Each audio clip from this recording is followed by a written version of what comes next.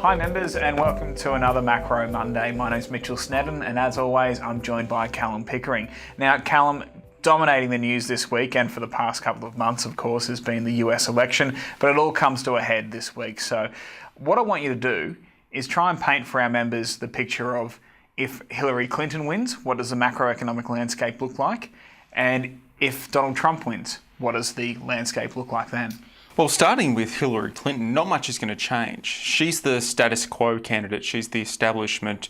If she wins, market's going to take some comfort in that because it's just going to be a continuation of the policies that have characterised the Obama administration. Now, whether you agree with those policies or not, the reality is it's been pretty good for markets over a number of years now, and we would naturally expect that to continue into the next couple of years.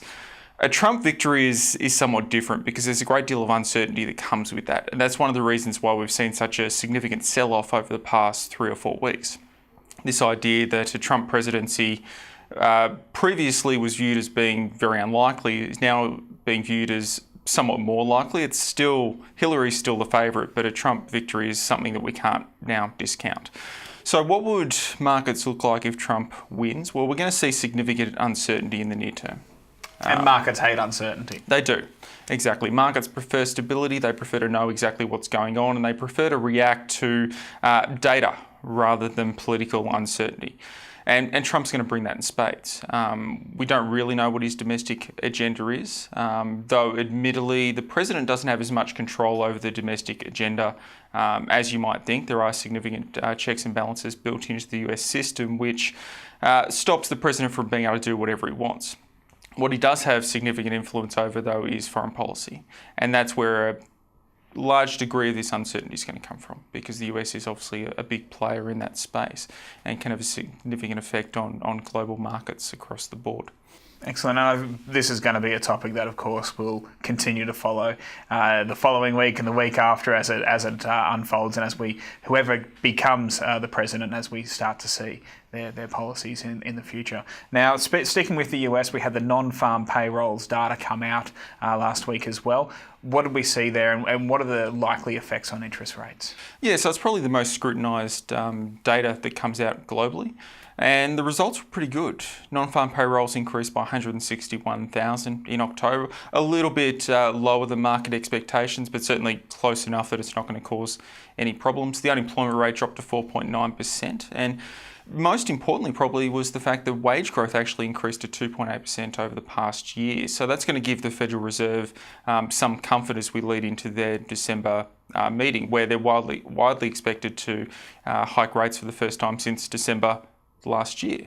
Now, the final hurdle that has to be overcome is the presidential election. If Hillary wins, then you'd naturally expect, given it's the status quo, that the Fed will go ahead and hike rates. If Trump ends up winning and there is a degree of market uncertainty that comes with that, then that may be enough to postpone a hike until next year. Now, coming back to Australia now, we've got coming out this week mortgage lending data.